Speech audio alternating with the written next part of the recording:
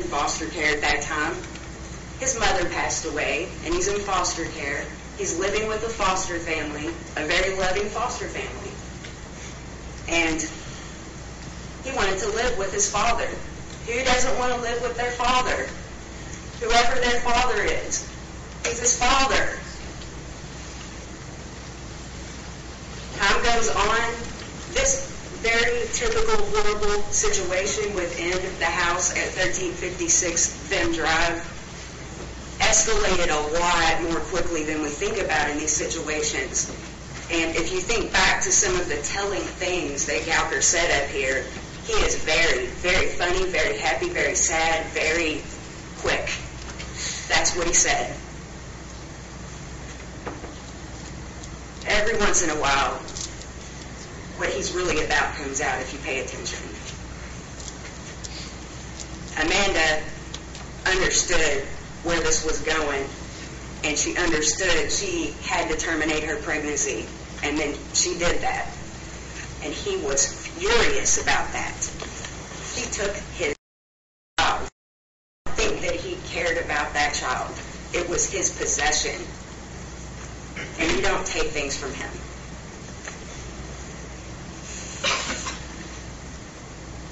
All the while, this crazy escalation is going on. The Perfect Family Front is being put up to CPS. In January 2011, Joshua Young had just started getting to stay the night over there in the middle of all of this. He wasn't even back in his father's temporary custody yet. That didn't even happen until the end of March. In this chaos, they gave him back, and he wanted to go. That's his father. It's his father.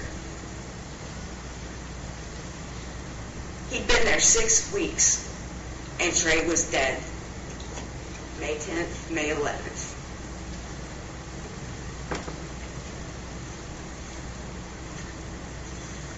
May the 8th, 2011, Amanda quit her job.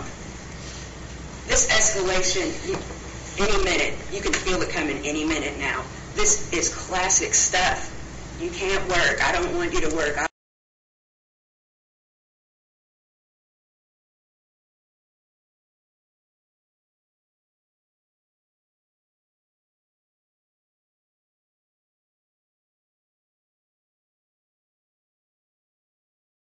Ensues. And it's obvious that Jeremy McFarland was really worried about his sister at that point because he hadn't really talked to her at all. And obviously you can assume he was hearing some of this stuff from other family members because he just kind of showed up. And you remember what he said?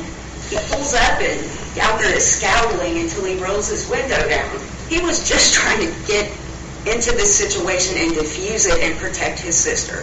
And there is nothing wrong with that. But it's not a coincidence that he showed up over there 2 days later and confirmed what he already knew by looking at her neck. And she told him, no, that's Hickey's. And we're not demonizing Amanda because we know that this is how this works. And you could tell that he felt guilty because something happened that night when he was there. You can take everybody at their word about the basketball injury, where you can wonder and really think about what really happened to his hand. And good for him if he was trying to protect his sister. Something happened. Something went on all night long. And he went to the ER and he mentioned you could see that he was just really hesitant. He just really feels bad about not, what if, you know? And didn't take him with him because he wants to sit at the ER all night. Understandable. All kinds of people were supposed to have been at this cookout. Again, let me stop right there. Don't just take these scenarios as to who was there and what happened and everything else because people keep saying it over and over, because that's how he does it. Just remember that. You heard from several people that Cassie and John, who live at 1360 Vim Drive, 2 houses away and closer to the ditch line, were there with their 2 kids, and their 2 kids are Michael and Shannon. You heard that Amanda and that Gowker and that Kinsey and that Trey and that Joshua Young were there. Jeremy McFarland was there for a while, but he left because he got hurt somehow. And some other neighborhood kids. Pay close attention when it gets really vague like that. Don't just assume. Don't just assume that that's what they're talking about. Why do you think I kept doing that with John? The kids. What kids? Because once you start really, they're simple questions. They're not trick questions. Who? Who are you talking about? I don't recall sometimes. I'm not going to put those words in John's mouth because I'm not positive that he said that. You heard that from a lot of other people, though. At some point, there's a turtle. This turtle is just kind of a wild card issue in this case, and I think it means absolutely nothing other than Gowker had to get down there so he could leave evidence that he had been there at some point because, well, he just does that.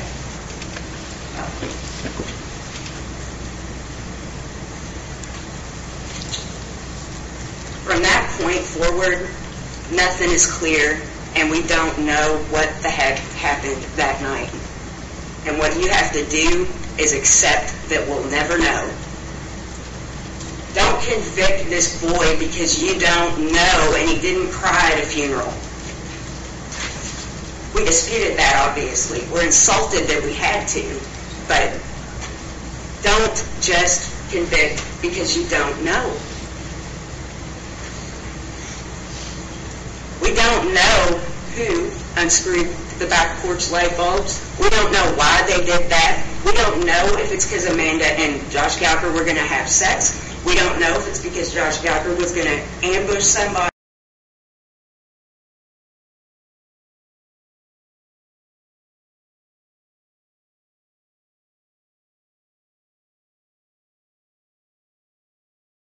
Harlan was going to come back and this was we don't know. We do not know. That's how he does it. We know that they say, they give you an explanation for the light bulbs, and there's dispute as to who unscrewed those, and they were, well, actually, I think at trial, Amanda indicated that she wanted to clean in the dark, I believe, because the lights coming on was annoying back there. Either way, the story goes, Trey opens the door fully dressed. In some accounts, he says nothing. In others, there's a brief discussion. In some accounts, he just shuts the door. In other accounts, Amanda walks in, stands at the bottom of the steps, get your butt in bed, that's that. Nothing's clear, and we'll never know, and you just have to accept that. Meanwhile, where's Joshua Young watching Warriors? I don't know. We do know he could have had that much food in his stomach, and a lot of it, or some of it anyway, hadn't even begun to get digested. At one point, Gowker throws out this "he ate my leftovers" stuff. Don't forget he was indicted, so he's seen discovery.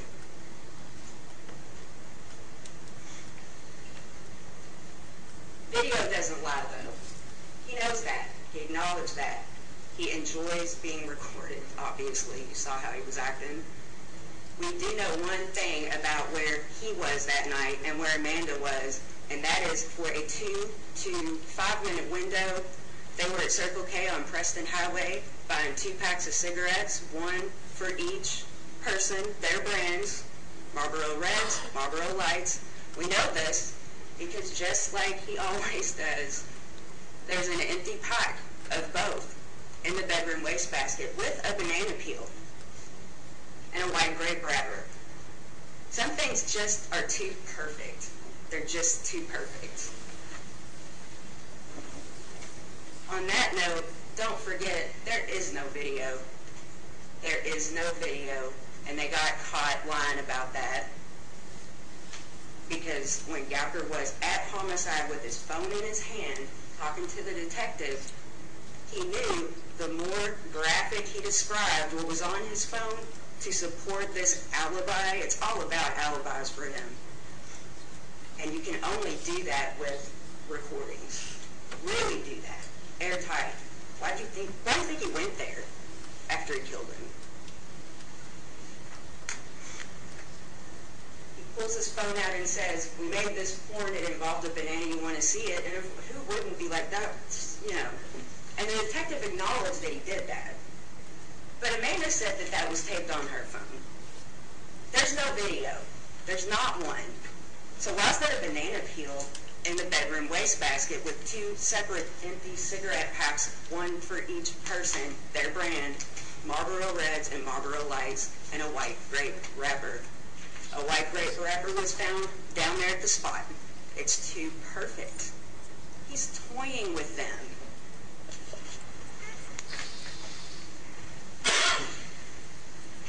From there, after Circle K, that's really all anybody knows. Quiet of night, it was really hot the following day, and probably on the 10th. Just silence in that neighborhood. Sun comes up, it's a regular school day. Regular day, school buses coming and going, just the bustle of life, normal day. It's a Wednesday, everything just happened. Till that afternoon, at some point, and we don't know when because it's just been all over the map, Trey's backpack is discovered at 1356 Bim Drive. But when Amanda, who's with Gowker, is standing right at the ditch at Bim, which would be past Cassie's from their place, suddenly she's alerted that there is a body up there. And what does she do? She takes Kinsey to Cassie's, and her and Gowker run through the neighborhood to get to Liberty, despite the fact that she, and everyone knows that trail is there, and that is the quickest way up there. It's the quickest way to get there. And maybe she knew then, and maybe she didn't, and maybe she knew way before that, and maybe she didn't, but something told her what happened, who it was, and who did it, and he was right beside her.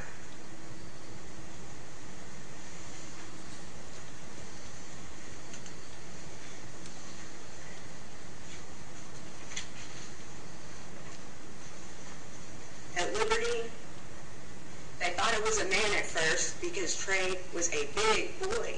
He was a big guy. And then suddenly that got adjusted down a little bit because people got into the crime scene. I think the detective personally went and, saw the body. They were estimating maybe 16, but they didn't know who he was because nobody reported him missing.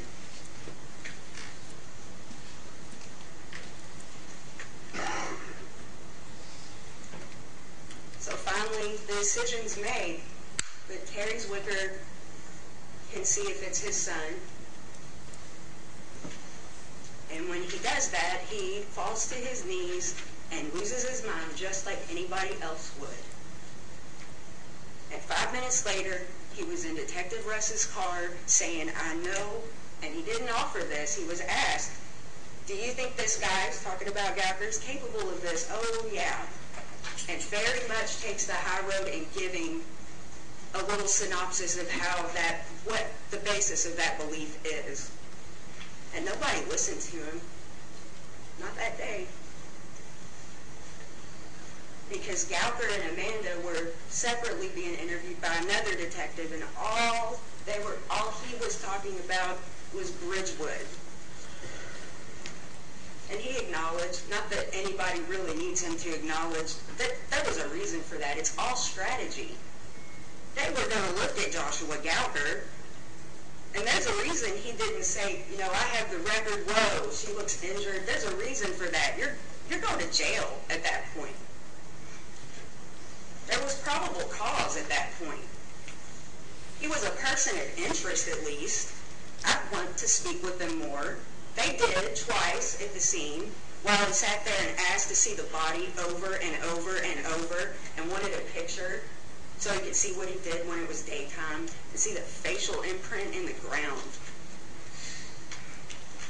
And walk back during the visitation and look at it again. It wasn't because he needed to know how Trey died, because he knew, because he did it. Do you really think he didn't do that? Do you really think he would delegate that? He planned this. There is no way. He took a lot of pleasure in doing that to that poor boy. He really did.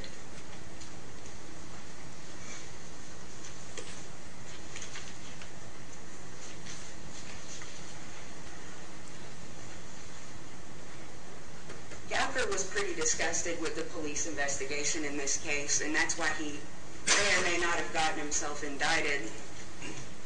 Take those people they called in here and said, he told me this, he told me that, and demon seed, take it at what it is.